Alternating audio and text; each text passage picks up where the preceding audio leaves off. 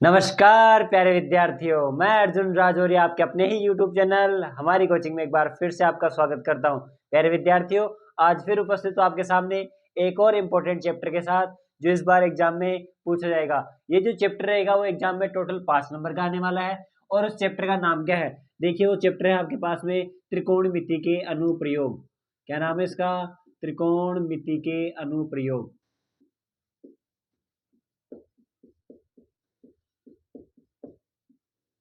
त्रिकोणमिति के अनुप्रयोग या applications of trigonometry. Applications of trigno ये जो चैप्टर है वो प्यारे विद्यार्थियों टोटल 5 नंबर का आएगा। इस चैप्टर से छोटे टाइप के क्वेश्चन और बड़े टाइप के क्वेश्चन, दोनों टाइप के क्वेश्चन आने वाले हैं।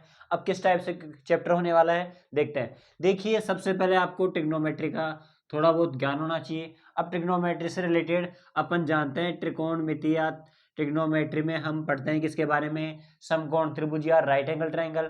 क्या होता है समकोण त्रिभुज? एक ऐसा त्रिभुज जिसमें कोण कितने का हो? 90 डिग्री का। इस त्रिभुज के अंदर जो आपके 90 डिग्री का एंगल है, इसके सामने वाली भुजा को हम क्या कहते हैं? कर्ण, या इसी को कहते हैं हाइपोटेनियस। ठीक है, हाइपोटेनियस। इसके अलावा एक इसमें होता है आपके पास में लंब और एक होता है आधार। इस प्रश्नावली में अपन जो लंब रहेगा इसको ऊंचाई के नाम से जानेंगे, शीर्ष के नाम से जानेंगे, इन कई चीजों के नाम से जानेंगे। और एक होता है आपके पास में आधार। आधार के अलावा देखो, आपके इस बिंदु का नाम पूछा जाएगा तो ये होता है अपने पास में पाद बिंदु, यानी आधार का जो बिंदु होता है उसके बारे में पूछा जाता है, यानी बेस पॉइंट पूछा जाएगा। और इसको बोलते हैं अपन टॉप। टॉप का पॉइंट होता है, इसको बोलते हैं शीर्ष या टॉप। अब ऐसा अगर कोई आपसे क्वेश्चन पूछा जाए, इस ऐसे नाम आपको इसमें यूज होंगे तो कंफ्यूज नहीं होना है। इसके अलावा ये आएगा तिरछी ऊंचाई या ढलान के रूप में यूज लिया जाता है। अब आपको पता है पाइथागोरस प्रमेय में हमने पढ़ा था किसके बारे में? लाल बटे में कक्का के बारे में। लाल बटे में कक्का, या फिर मैंने आपको बताया था पीले बेटा पीले, हरी हरी बोतल। इन सब के बारे में हमने पढ़ा था। तो जो ये लंब बटे में कर्ण है, ये तो किसका फॉर्मूला था आपके पास में? साइन थीटा का। क्या होता है? लंब बटे में कर्ण। और ऐसे ही अगर इसको इंग्लिश मीडियम में देखे तो ये होता है परपेंडिकुलर अपॉन में बेस। इसी प्रकार आपको कोस थीटा का फॉर्मूला भी बता दिया गया था, आपको टेन थीटा का फॉर्मूला भी बता दिया गया था। टेन थीटा का जो फॉर्मूला होता है वो आपके पास में क्या होता है बताओ? लंब बटे में आधार, यानी आप क्या लिखोगे? परपेंडिकुलर अपॉन में बेस। ये आपको याद होना चाहिए।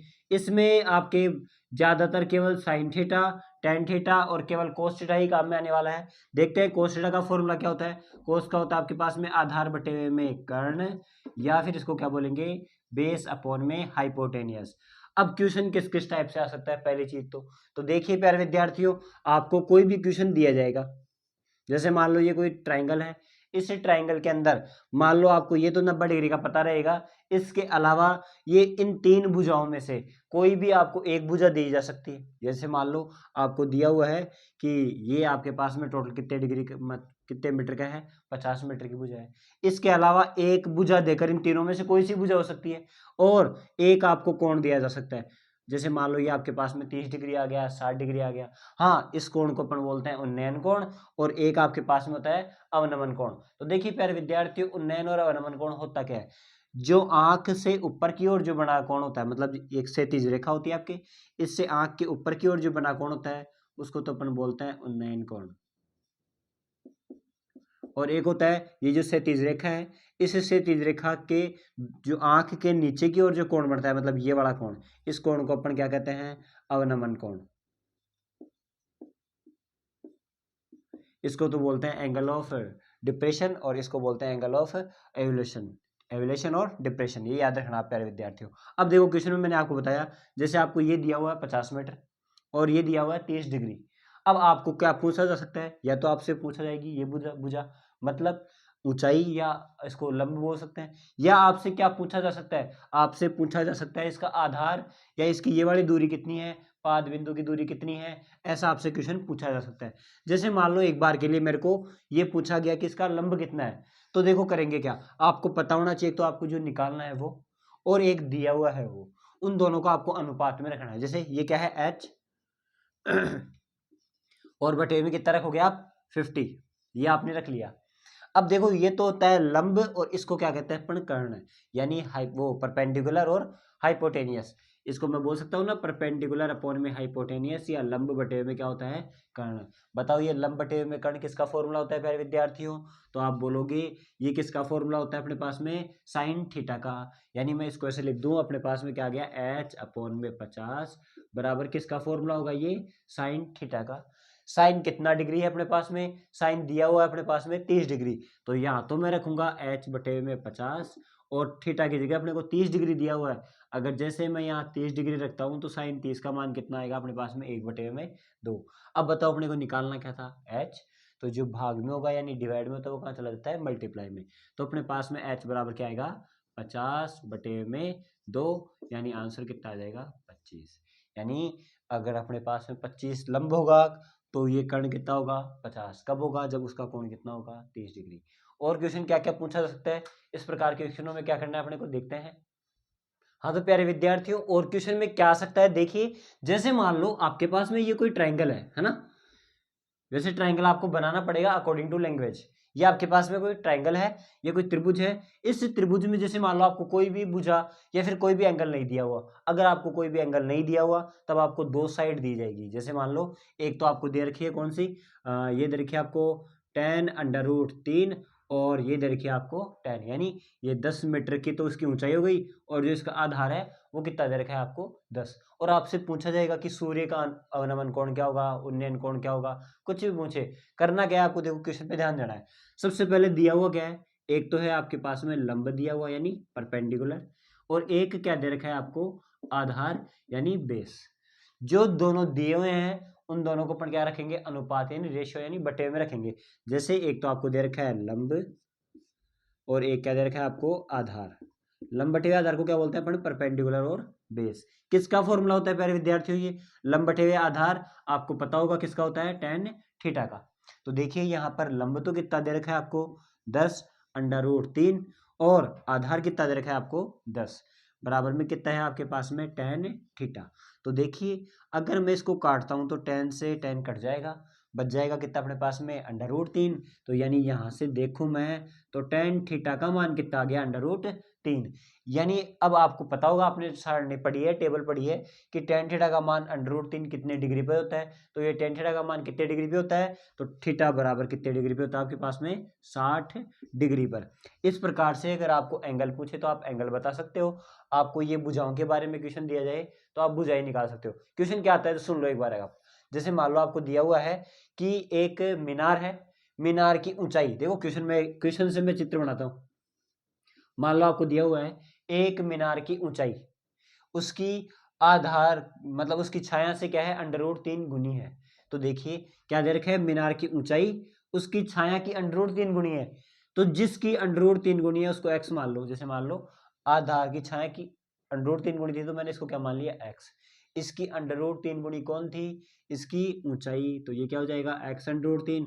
और सेम अभी की तरह अगर फॉर्मूले में रखेंगे ना अपने, तो अपने पास में क्या आ जाएगा x√3 बटे में x से x कट जाएगा और बराबर में क्या रहेगा अपने पास में tan थीटा।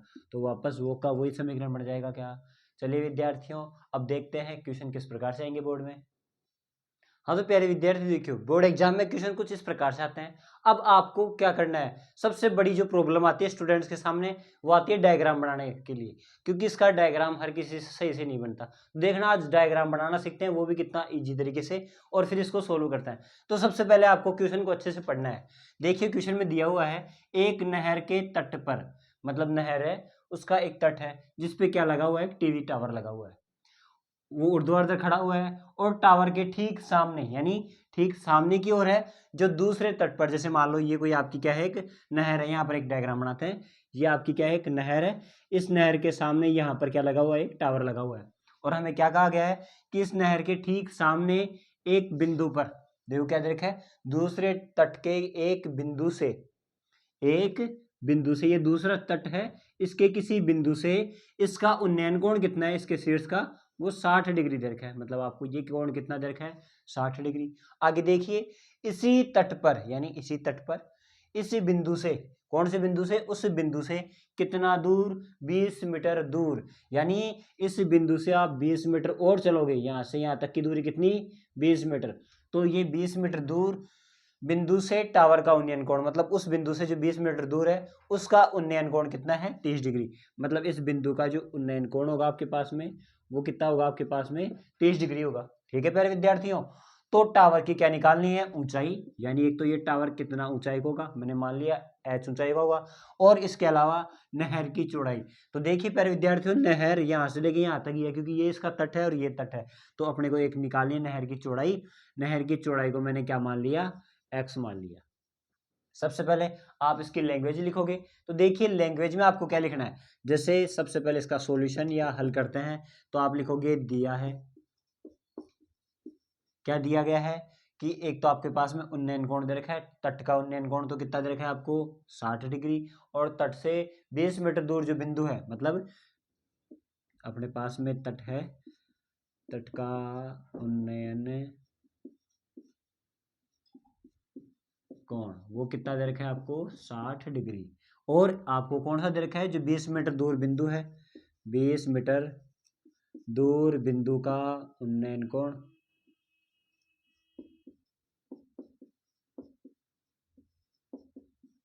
ये कोण कितने का होगा आपके पास में, 30 डिग्री का। इसके अलावा हमने क्या माना है, हमने एक तो मानी है इसकी ऊंचाई, यानी नहर की ऊंचाई को तो सॉरी टावर की ऊंचाई को तो अपने क्या मान लिया, जो आपके पास में टावर है इसकी ऊंचाई तो क्या मान ली हमने, ऊंचाई मान ली h, और जो इसकी नहर की चौड़ाई है, नहर की चौड़ाई को क्या मान लिया हमने, वो हमने मान लिया x। अब इसका सॉल्यूशन करते हैं। सबसे पहले देखिए आप इसको एक नाम दोगे, जैसे मैंने नाम दिया a b c d। अब सबसे पहले दो त्रिभुज आपको दिखाई दे रहे हैं, एक तो ये वाला जो टावर से जुड़ा हुआ है, और एक ये बड़ा वाला त्रिभुज। दिखने को तो आप ये कहोगे कि हाँ ये भी एक त्रिभुज है, आप उससे भी कर सकते हो, लेकिन हमें कौन सा लेना है, जो इस टावर से जुड़ा हुआ है, क्योंकि ये दोनों ही अज्ञात राशि अपने पास में, अननोन नंबर है। देखिए तो करेंगे क्या, सबसे पहले मैं कौन सा ट्राइंगल ले रहा हूँ, ट्राइंगल ए बी और सी में, यानी सबसे पहले मैं लिखता हूँ ट्राइंगल ए बी सी में। ए बी सी में देखो आपको ये वाली साइड है, ये तो आपको क्या है, नहीं दी हुई, और एक ये वाली भी नहीं दी हुई, मतलब इन दोनों में रिलेशन निकालना है क्या, तो ये तो है लंब बटे में क्या है अपने पास में, आधार। तो आप इसको क्या लिख सकते हो, त्रिभुज एबीसी में लंब बटे में आधार। और मैंने आपको बताया था लंब बटे में आधार मतलब परपेंडिकुलर अपॉन में बेस, किसका फॉर्मूला होता है बताओ प्यारे विद्यार्थियों, tan थीटा का। इसमें लंब तो कितना दे रखा है आपको, इसका h दे रखा है, और इसका आधार, आधार कितना दे रखा है x, बराबर में tan थीटा। इस त्रिभुज के लिए थीटा कितना है अपने पास में, 60 डिग्री। तो आप यहाँ पर कितना लिखोगे, tan 60। अब tan 60 का मान क्या होता है, जैसे मैं यहाँ पर करता हूँ इसको सोल्व, ये आएगा h अपॉन में x बराबर में tan 60 का मान कितना होता है, √3। यहाँ से आप या तो h की वैल्यू निकाल लो या x की, आपको h की वैल्यू चाहिए तो इसको मैं उधर मल्टीप्लाई कर दूंगा। बताओ क्या आएगा, h बराबर में x √3। ये आपके पास में आ गई इक्वेशन फर्स्ट। इसी प्रकार आप क्या करोगे, दूसरा ट्राइंगल लोगे। दूसरा ट्राइंगल क्या है, ए बी और डी। तो ए बी डी में देखो एक तो ऊंचाई और ये है इसका आधार, क्योंकि ये भी इसी से जुड़ा हुआ है। ये वाली तो दी हुई नहीं है तो अपन कर्ण का तो इस्तेमाल ही नहीं करेंगे। तो देखिए प्यारे विद्यार्थियों, मैं दूसरा ट्राइंगल लेता हूँ, ट्राइंगल ए बी डी में। अब ए बी डी में देखिए ये तो हो गया इसका लंब, और ये टोटल इसका क्या हो गया, आधार, बराबर में क्या आएगा, tan थीटा। ठीक है प्यारे विद्यार्थियों, यहां से जो लंब दिया हुआ है वो तो कितना होगा आपके पास में h, वो तो कितना होगा h अपॉन में ये जो इसका आधार है, देखो आधार यहां से लेकर यहां तक कितना हो जाएगा, यहां तक x था और 20 और जुड़ जाएगा, तो ये कितना हो जाएगा आपके पास में x प्लस 20। ये टोटल इसका आधार हो जाएगा। तो यहां से मैं रखूंगा x प्लस 20 बराबर में कितना आएगा, tan 30। तो यहां पर रखेंगे tan 30 डिग्री। चलो इसको आगे सोल्व करते हैं प्यारे विद्यार्थियों। h अपॉन में x, tan 30 का मान देखो यहाँ पे आएगा h अपॉन में x प्लस कितना 20 बराबर में tan 30 का मान कितना होता है, 1/√3। यहाँ से आप जो भाग में है उसको उधर भेज दो और इसको इधर ले आओ, तो ये क्या हो जाएगा h √3 बराबर में क्या हो जाएगा, x प्लस 20। देखिए प्यारे विद्यार्थियों, क्या हमने समीकरण 1 में h का मान निकाल लिया था क्या, तो आप h का मान किसके अंदर पुट कर सकते हो, यहाँ पुट कर सकते हो। तो जैसे h का मान यहाँ रखूंगा, देखो h की जगह कितना है, x √3, तो यहाँ रख रहा हूँ x √3 वो तो रखा h की जगह, और पहले से एक √3 मौजूद है अपने पास में, बराबर में अपने पास में क्या आएगा x प्लस 20। √3 को √3 से गुणा करेंगे तो अपने पास में आएगा 3x बराबर में x प्लस 20। ये एक x है वो इधर आके क्या हो जाएगा माइनस, तो 3 में से एक माइनस करेंगे तो कितना बचेगा अपने पास में 2x, तो ये आ गया 2x बराबर में 20, और x बराबर में कितना आ जाएगा आपके पास में 10 मीटर।